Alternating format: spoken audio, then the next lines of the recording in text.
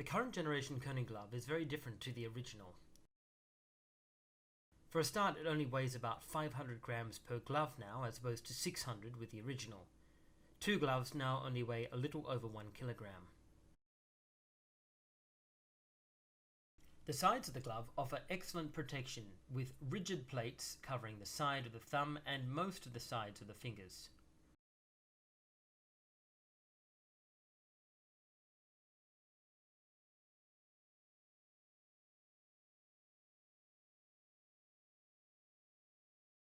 There are only a few small gaps in the rigid protection along the side of the thumb and fingers in order to allow for joint articulation so the finger and thumb can bend properly.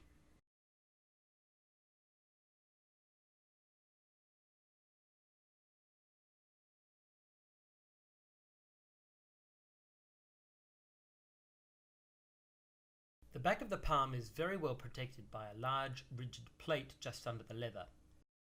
This plate covers and protects the entire metacarpal area. The fingers are nearly completely surrounded by solid plates. The distal phalange is covered by a curved plate which extends halfway over the fingertip to protect it from direct strikes. The entire underside of the finger is unprotected, allowing excellent grip.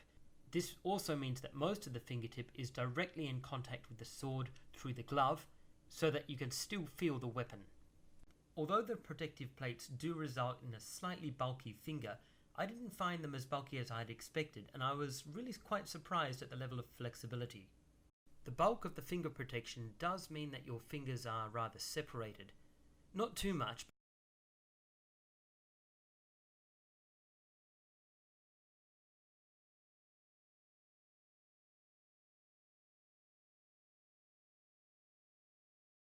The thumb is extremely well protected by two overlapping solid plates. Again, the distal phalange has a slight curve, so it comes down part the way over the tip of the thumb. These plates protect the side of the thumb very well.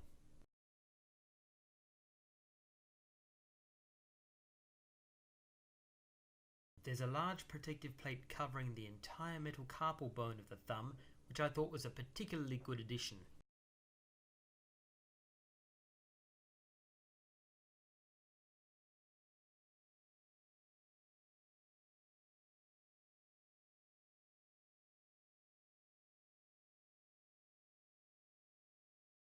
Reducing the number of seams, and in particular minimizing the number of exposed seams, ensures a smooth palm surface and reduces the possibility of seam wear.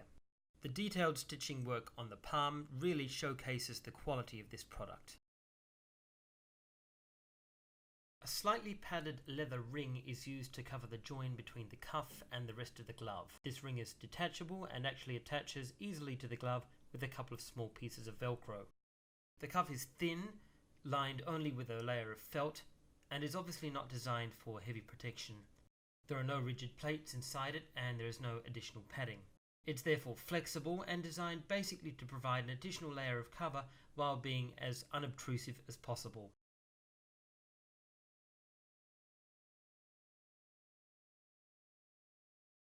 It's rather shorter than I had expected, with a low profile. It doesn't swell out to a typical bell shape. Since there are no rigid plates on the wrist itself, nor even any additional padding on the wrist area, it will be interesting to see what happens when I get hit there. The inside of the cuff is covered with a layer of thin, comfortable felt. This doesn't provide any significant level of protection, but it does help the cuff maintain its shape, and of course it's very attractive. The inside of the glove is lined with Kevlar aramid fleece, which is highly resistant to piercing and cutting. It'll be interesting to see how well it breathes, however.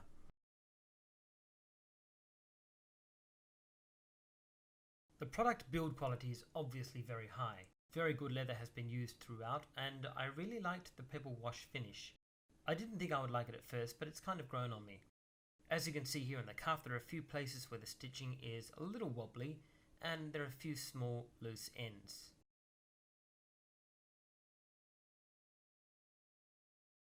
I'll just probably clip them off. In a couple of places you can see the stitching itself is a little bit uneven. The lines are rather wobbly, there's a bit of divergence, and maybe the leather isn't trimmed as closely as it could have been. I don't think these are very big issues. It's a handmade product and there are always going to be some small irregularities.